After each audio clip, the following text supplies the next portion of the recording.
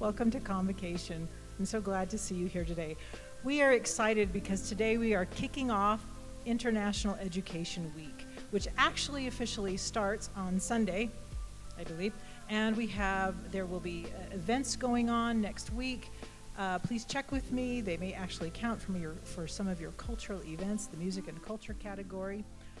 But please check with me on that, or please look at, I think there will be emails sent out, is that correct? And the monitors around campus. So here we are today, we're kicking off International Education Week with two speakers, bonus, and our first speaker is Katie Walker. All right, let me tell you a little bit about Katie Walker. She is from Ohio, and she's been here at Snow College since fall 2020. Here at Snow College, she's working on general education and science, but recently she spent 4 months in Osaka, so she's going to talk with us today a little bit about her experience. She actually got interested in the study abroad opportunity there in Osaka by taking Japanese language classes and talking with our people at the Center for Global Engagement. When she found out about the opportunity, she said, "That's amazing." That's a quote. She's set to graduate this semester, so we're really lucky that she's here today with us. And when I asked her about her interests, she said she likes to cross stitch and she likes anime. And I asked her if she cross stitched anime, and she said sometimes. So please welcome to the Convocation stage, Katie Walker.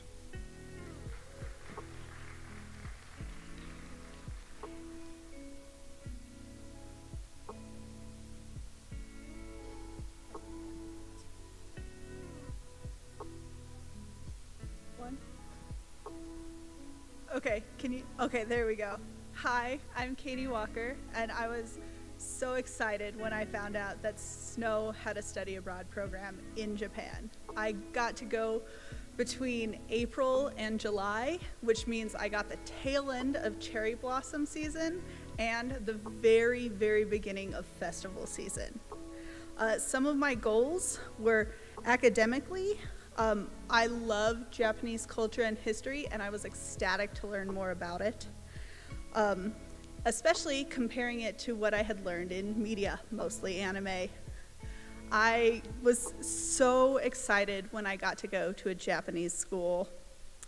And no, I didn't have to wear a uniform. I was in college. It was also incredible to meet my fellow foreign exchange students. I was the only native English speaker there, which was a little nerve-wracking at first, but everyone was wonderful. Cultural was my favorite part of it. I got to learn so much in my classes. Most of my expectations were shaped by media, but it was amazing. I got to go to incredible places and have absolutely wonderful experiences, including my classes, which involved traditional tea ceremonies, going to historical museums and locations, and learning how to wear a kimono. Out of class, I also got to do really cool opportunities like planting rice in the fields, eating in ramen shops. On a smaller scale sometimes, I got to do things like riding trains and going to a maid cafe, and bigger things like going to izakayas or drinking parties, as well as going to USJ, which is Universal Studios Japan. Mario's amazing. I could talk forever on the food. I loved it, and it was so exciting to get to eat things I had never gotten to before, and some things I didn't even know existed. I got to make so many wonderful friends and meet so many great people. I was expecting to learn all about Japanese culture. I was not expecting to learn about German, Vietnamese, Mongolian, Taiwanese, Korean, as well as others. My friends from all around the globe were wonderful in teaching me about their culture as well as learning about mine. And making friends from all around the globe makes me want to travel even more. Just to conclude, study abroad is great. It is a great way to travel because you have a built-in support network as well as guaranteed friends. I never would have known about so many of my incredible experiences without my friends inviting me and doing crazy fun things and adventures. I highly recommend do it. Try the new food, go to the new place, do something that gets you out of your comfort zone. There's no other way to learn these wonderful lessons, and I will be able to look back on this experience for the rest of my life going, I can't believe I did that. Thank you very much.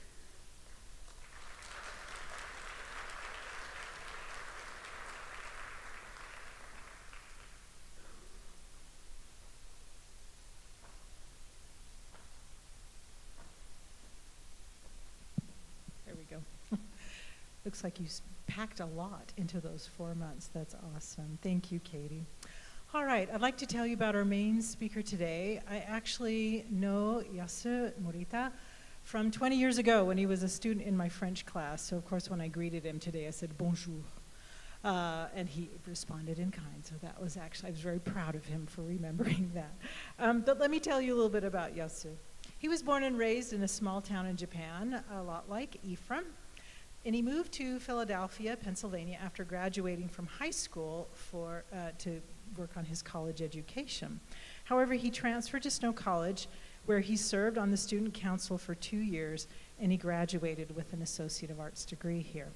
Now, what's interesting to me, he reminded me that he actually already participated in a Convocation presentation when he was here as a student. So this is his second time, or maybe third. Second time. Okay. All right. During the time while he was here, he became a member of the Church of Jesus Christ of Latter-day Saints, and at the age of 20, he served a mission in Japan. When he returned, he obtained a BS in Public Health from Brigham Young University, and he has an MA from the University of Massachusetts, an MBA, from the University of Massachusetts. He has worked in a multinational corporation in Japan, and he started and owned a translation business. But currently, he works for the church in the Asia North area, which covers 4 countries and 8 languages. Currently, he's on an expatriate assignment here in Utah. About his personal life, he says, I love to spend time with family, relatives, and friends. I love to meet new people, visit new places, and try to eat and cook new food. Please welcome to the stage, Yasutaka Morita.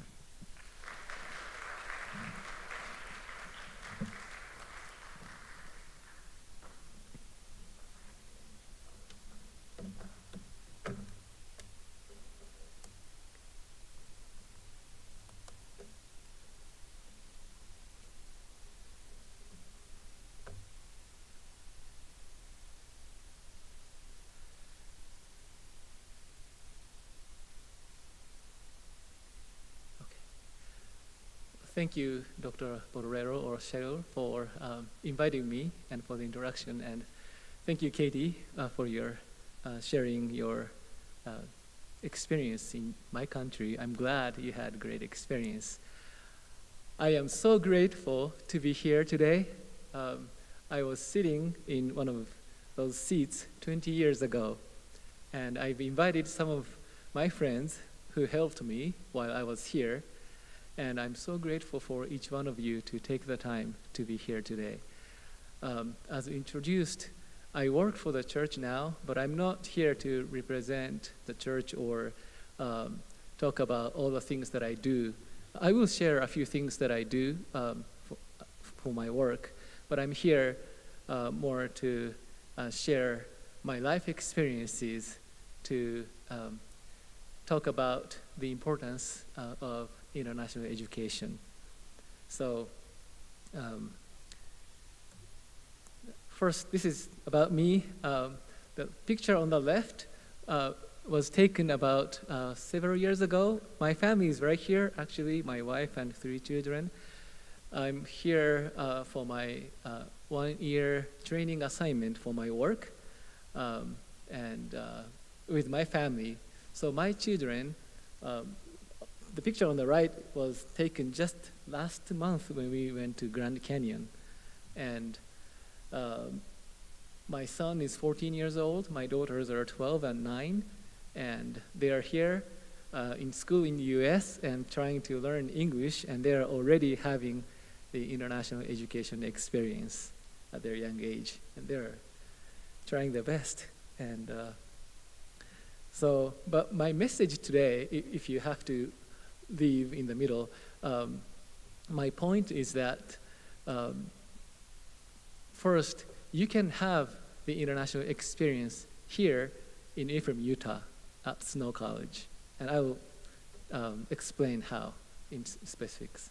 And also, at least to me, what the international education means is to proactively try to reach out to help others, especially those who are different than you. That's the main point, but I will go into details. So I grew up in a small town like this, and some of you are native here from St. Pete County or maybe from South, but I grew up in a small town where there is only middle school, no high school. And in Japan, you have to be at least at the age of 18 to drive. So I rode a bicycle to go to high school for 1 hour, one way. It's like going to Mantai High School from here, maybe more than that. But at least I'm from a very small town. When I saw someone from other countries, when I was growing up, with my friends, we would say, "Oh, foreigners." And we would chase them down and see where they live. And so I just, I'm not from a big city, growing up with lots of different, cultural experiences. I'm from a very small, I guess, I don't want to say limited, but at least a very non-international environment, I would say. But I chose to come to Snow. I'm kind of a person who researches a lot before making a decision. When I was selecting a college, I had a thick book that has a list of all the colleges and universities in the US, and there are about 4,000 of them. And I checked every single one of them, and I chose Snow. And Snow College has been, still, it is the best institution I have ever been. And of course, ultimately, it will be up to you how you make your experience here, what kind of experience you will have. But the environment here is just amazing. And I love it, and I love coming back here.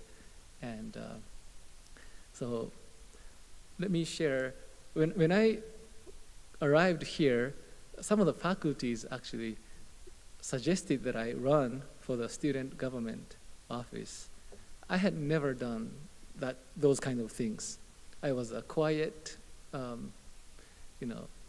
kid with who loves physics and math and, boring, right?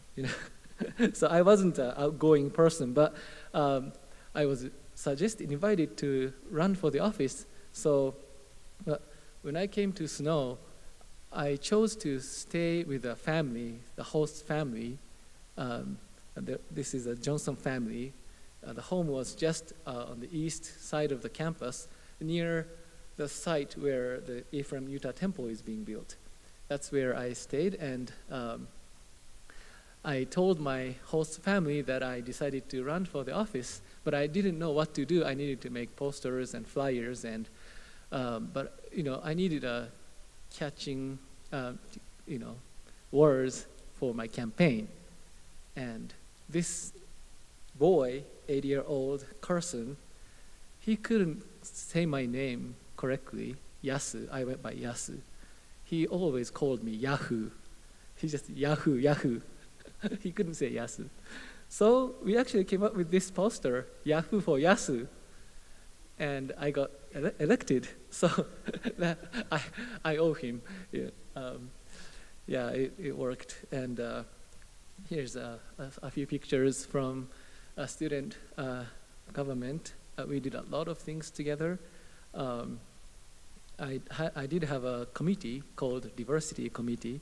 My desire was to be the bridge to fill the gap between American students and international students.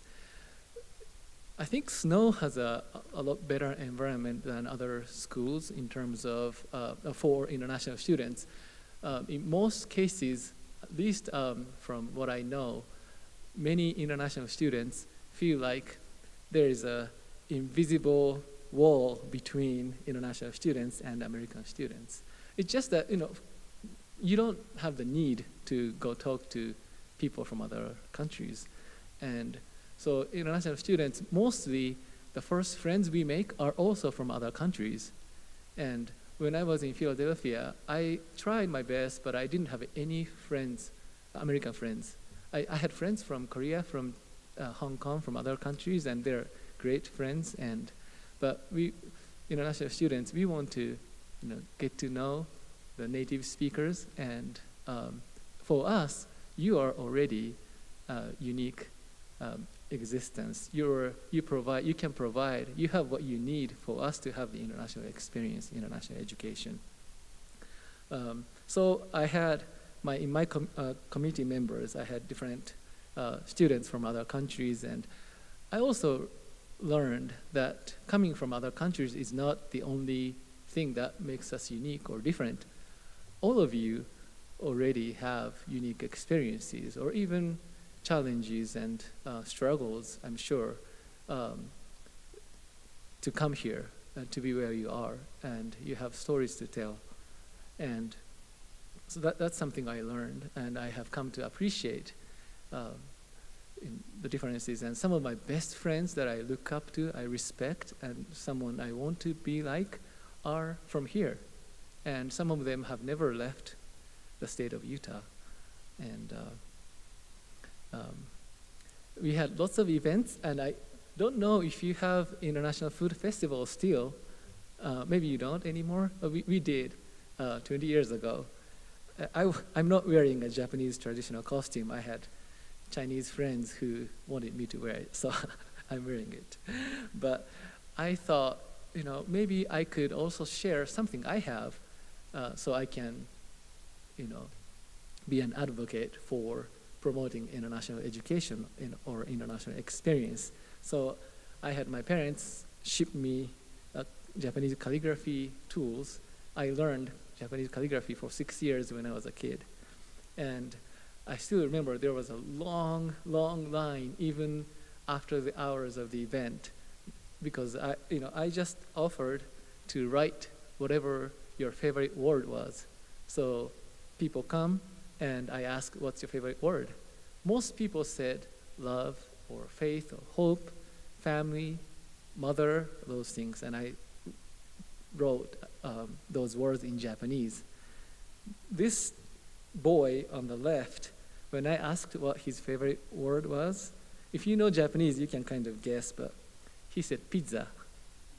So I drew pizza. I remember there was another boy who said his favorite word was cow. So I drew cow. So it was a great experience, and I was so happy to be able to share some of what I had with people here. And let me also share some of my work experiences. I'm a translator by profession, and I love the idea of being a translator. Verbally, I think you've seen a translator standing by side of the speaker. It's easy to capture the concept of being the bridge between languages, cultures, between individuals to facilitate communication. And one of my assignments was to visit Meiji Shrine. This is most visited shrine in Japan during the New Year time. Just in a few days, more than 3 million people come to this shrine, and it's in the middle of city Tokyo. And I think the next page even shows how many people come to that shrine. And if you ever have a chance to go to Japan, this is a good place to visit, to have an international experience. And Tokyo is a big city, but even in the middle of it, there is this big forest, and in the middle, that's where the shrine is. So I had the chance to have a visit with the chief priest of the Meiji Shrine. If you're members of the church, you know who I translated for, Elder Soares of the 12. And we met with the chief priest, Nakajima, and it was such an unique experience that I appreciate, of exchanging opinions, thoughts, and beliefs, and still appreciating each other's differences and similarities. There are more similarities than differences. And I'm still learning to appreciate, or to deepen my appreciation for the differences in us. That makes us be more kind and more understanding of each other. And for the church setting, I love to be, another thing, if you, those pictures look nice, I think, from your side, but from my side, there are so many cameras and so many journalists and newspaper people, and every word I say they write, or they have an audio recorder, and these things get published. So I was really nervous, but it looks nice. And also, some of the assignments I had, this is more for a church setting, but I just love to be the bridge between leader, whether for the church or for companies, leaders who have unique experiences visit countries, and they try to share their experiences to help others, lift others, but because of the language difference, you just have to have someone to fill the gap. And what I love about translation work is that I do the same thing whether the audience is only for one person or for 5,000 people. I don't lower performance just because I have fewer people. I give my very best, and the importance is the same whether it's a one-on-one interview or a big conference with thousands of audience.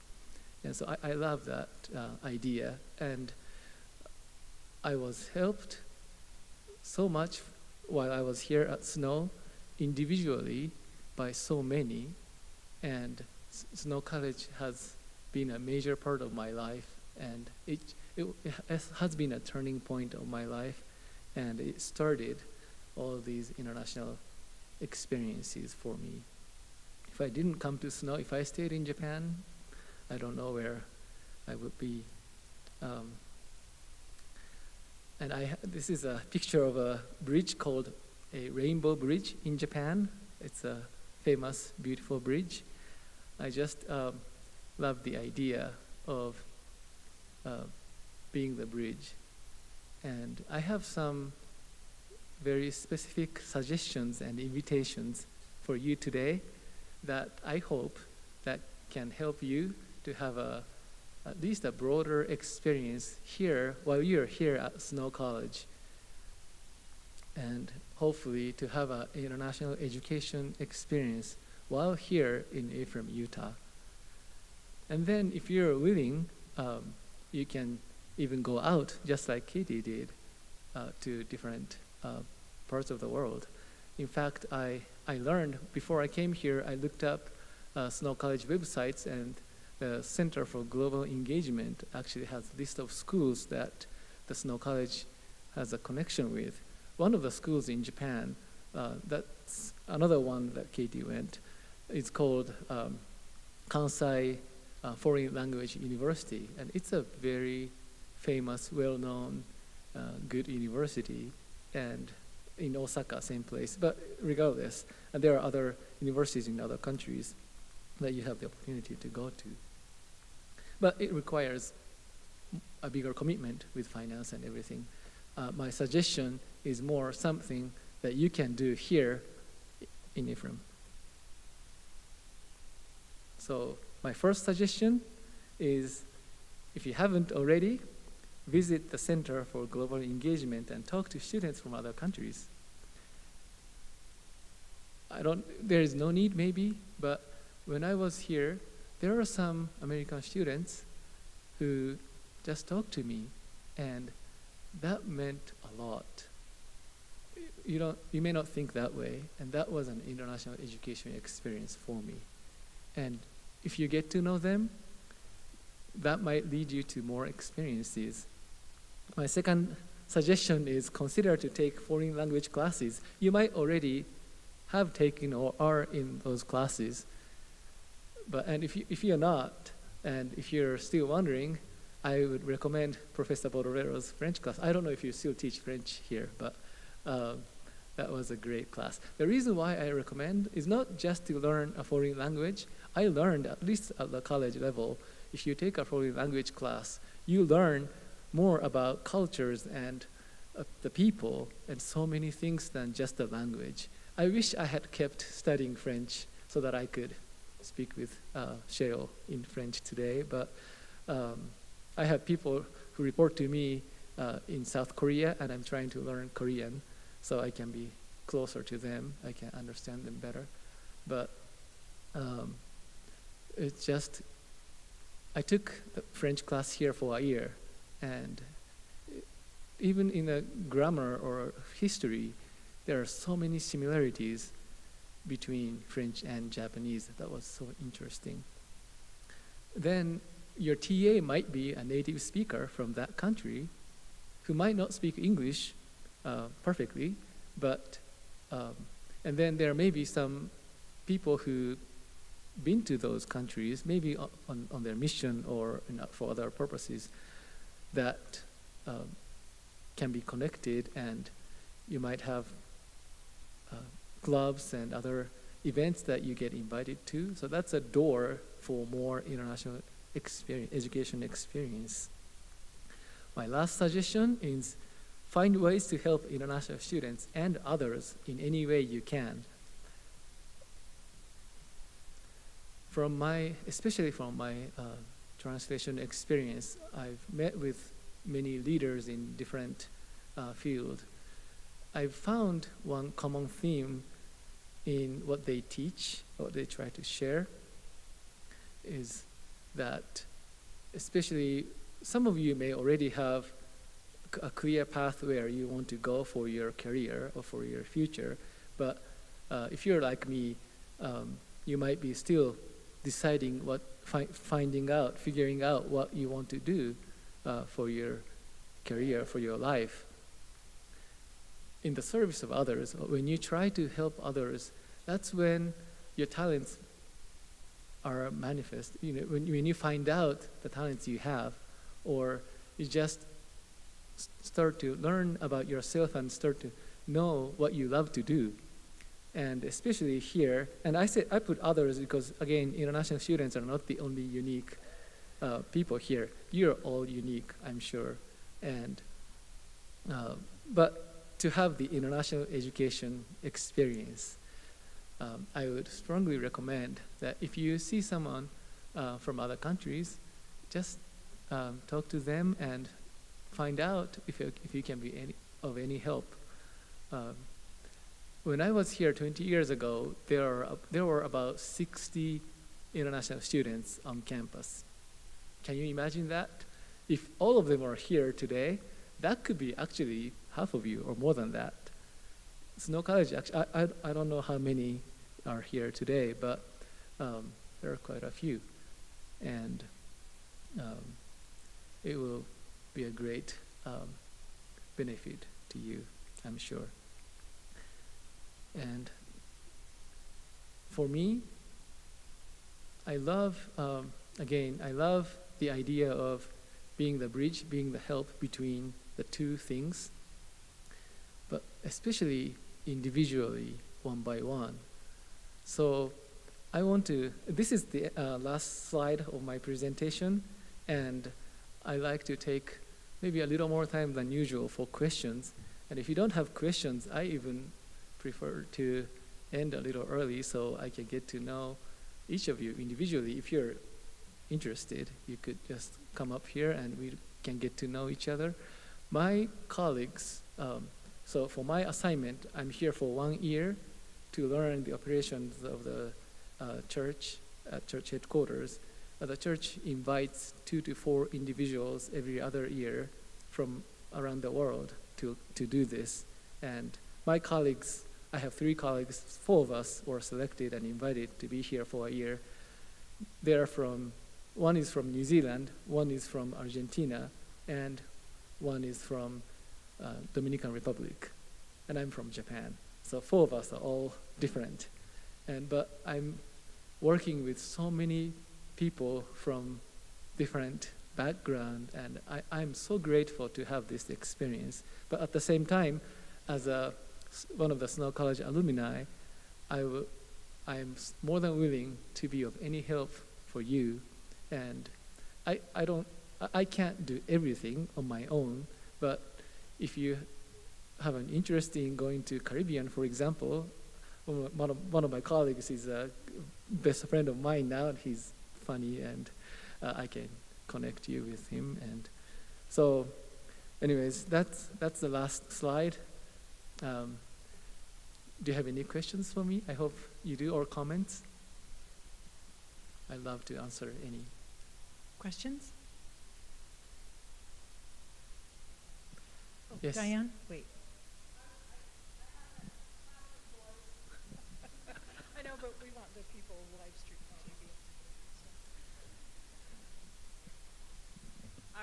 I was just going to ask what years you were here. I can't remember. I was here from 2003 to 5. Yeah. When I was searching for colleges, from the list of 4,000, I sent an email to about 10 of them. And Snow College was the first one to reply with the most welcoming message. And that made me decide to come here. And you're the one who sent me that message. Yeah. Thank you, Diane. Any other questions? Yes, please. What was the biggest cultural difference you noticed right here?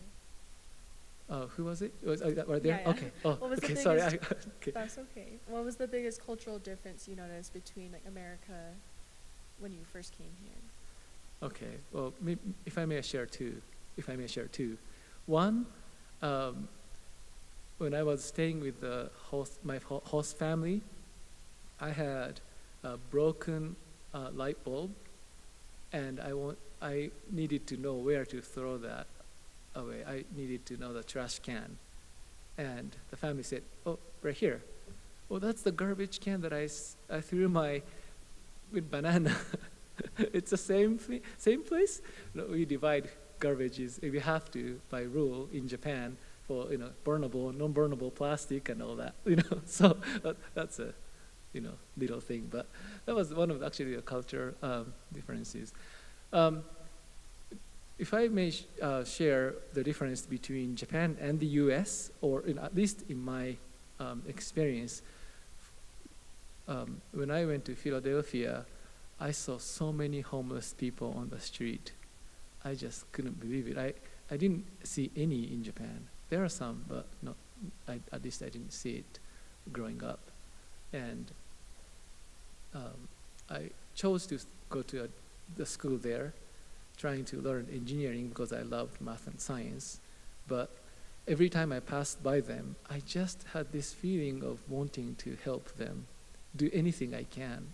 And at the time, the college had a volunteer activity called Soup Kitchen to cook for the homeless people. So I did that at a Christian church. That was actually my first time to go to a Christian church. So the religion beliefs are also new to me. And if I may share a quick story, there was, when I decided to move to Utah, I told my Christian friends at the church, not of our faith. I hope this is okay to share, but one of my friends said, "Be careful because they'll try to make you a Mormon." Well, I guess I wasn't careful enough, but but no one forced me. That was my personal choice to join the church here. But I asked my host mother about that experience. What do you think about those people who don't think about you positively? And her response was something that surprised me, was that I still remember clearly. They don't know us, and they may not love us, but we love them. That was the answer I heard, and that was, I loved it. So I don't know if that answered your question, but yeah, thank you for the question. Yes. Thank you so much for your presentation. My name is Alex Peterson, and I work in the Center for Global Engagement here. And first of all, I wanted to just tell anybody in the audience, if you're interested in doing the same thing that Katie did, we have this agreement with the university in Japan, Otaman Gakuin University, where we can have an exchange. So Katie paid Snow College tuition and then went to Japan and just had to pay for the living expenses and travel. And we welcome you to come and talk to us in the Center for Global Engagement, because it's a really unique opportunity and a really affordable way to do study abroad, because study abroad can be really expensive. I also wanted to tell you that we have about 275 international students right now from Really? from Wow. 53 countries, and Japan has always been the strongest connection, I think, for international students, and was the #1 student population for many years. But right now it's Ecuador. Is that right? Yeah, we have more Wow. Ecuadorian students than Japanese students, but we still have a lot of Japanese students. Okay, I haven't asked a question Oh yet, no, that's but okay. I'm That's going to. perfect. We can end it here. So, when we look at, I think a lot of Americans look at Japanese food, delicious food, but there are some things that I think most Americans think are very strange. Yeah. Like octopus. I think eating octopus for most Americans is a really strange thing. Yeah. And I wanted to ask you, when you came to the United States, what are one or two really strange things for you with food, or was it not too strange? Well, we have McDonald's, we have Burger King in Japan. Actually, one strange thing I ate recently that I had never had before was a bison meat. We just it was a good meat, but well, I don't know. I just love to try new things, just me, and I love to cook.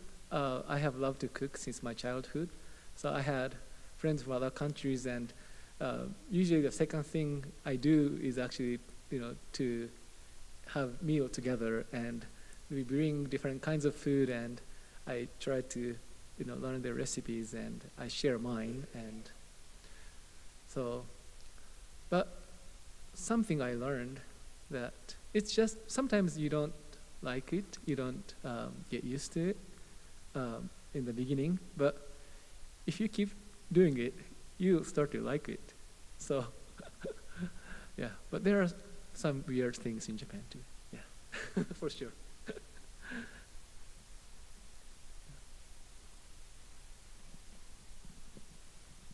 But thank you for the comments, and thank you for letting me know that the international student body is growing, and that's amazing. Wow, that's great. Yeah. So you have traveled a lot, and you've had a lot of different experiences. But how many here have traveled outside of the U.S.? Okay, so a few people. Oh wow. But a lot of you have not. Okay, what advice would you give to those who do travel abroad, even, like for a short period of time, because they will encounter new experiences, new languages, new ways of doing things. What is your recommendation so that that experience goes smoothly? Oh, thank you. Yeah. Well, maybe I'll answer by sharing this experience that I kind of regularly have in Japan. So with the church, we have a lot of missionaries who come to Japan. And when I ask them where they're from, some of them say, I'm just from Utah. And what do you mean by just from Utah? It's so sad to hear that. I love Utah. I love Ephraim here, and this place changed my life, and I cherish all my memories and experiences here, and I value it, and I would recommend. And in fact, I think I've recommended to, and some students from Japan came because I promoted. And so if you ever, I hope you don't feel that way, but I hope you don't feel like you're just from a small town, because you have so much to share. Even that if you have never lived outside, even Ephraim, you've been here for your entire life so far, I'm sure you have had a lot of different experiences that are international for others. And so that's something, I don't want to be prideful of, I don't think we should be prideful of, what we have, but we can be proud of what we already have. And that's one thing. Another thing is, I think it's not a unique answer, but I think we should just try to look at the positives. There are good people and bad people everywhere. Here, Japan, it's the same. And you might encounter, unfortunately, with some people, you may meet with, let's say, 1,000 people when you visit Japan for a week, and all of them might be a bad people to you. They may not be kind, but that's only a small portion of the whole population. So, but I think we tend to make judgments based on our limited experience. So hopefully we can still be open, even if you have some negative experiences, maybe except safety, but if you can keep being positive, to try again, to get to know, I'm sure you'll find good things in good people. So.